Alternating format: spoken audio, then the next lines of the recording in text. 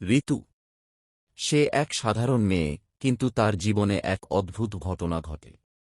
এক রাতে, যখন সে তার বন্ধুদের সঙ্গে একটি পিকনিকে যায়, তখন তারা একটি পুরনো পরিত্যক্ত বাড়িতে ঢুকে পড়ে। বাড়িটি শুনশান, অন্ধকার এবং ভয়ঙ্কর। তারা প্রথমে মজা করে, কিন্তু দ্রুতই তাদের মনে ভয় বাসা বাঁধে।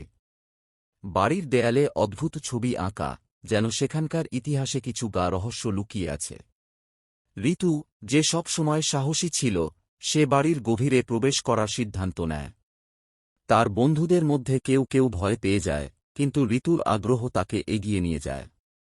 যখন তারা একটি পুরনো ঘরে প্রবেশ করে, সেখানে একটি পুরনো আয়না দেখা যায়।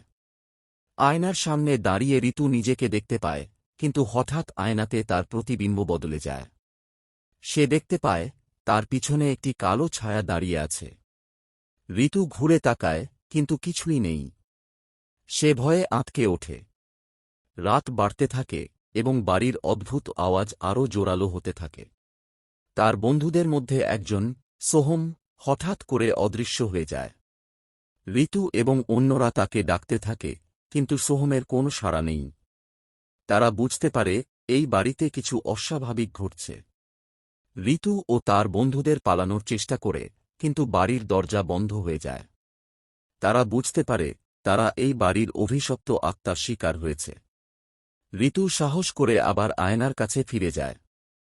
এবার সে দেখে, কালো ছায়াটি তার দিকে এগিয়ে আসছে। সে একটানা চিৎকার করে, কিন্তু তার কণ্ঠস্বর যেন আয়নার মধ্যে হারিয়ে যায়। শেষ পর্যন্ত, ঋতু বুঝতে পারে, এই বাড়ির গোপনীয়তা তার জীবনের জন্য বিপজ্জনক। সে তার বন্ধুদের সঙ্গে একত্রিত হয়ে একটি পরিকল্পনা করে।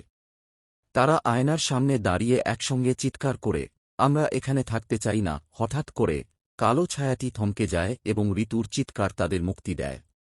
বাড়ির দরজা খুলে যায়, এবং তারা দ্রুত বেরিয়ে আসে। কিন্তু ঋতু জানে, এই অভিজ্ঞতা তাকে চিরকাল তাড়া করবে।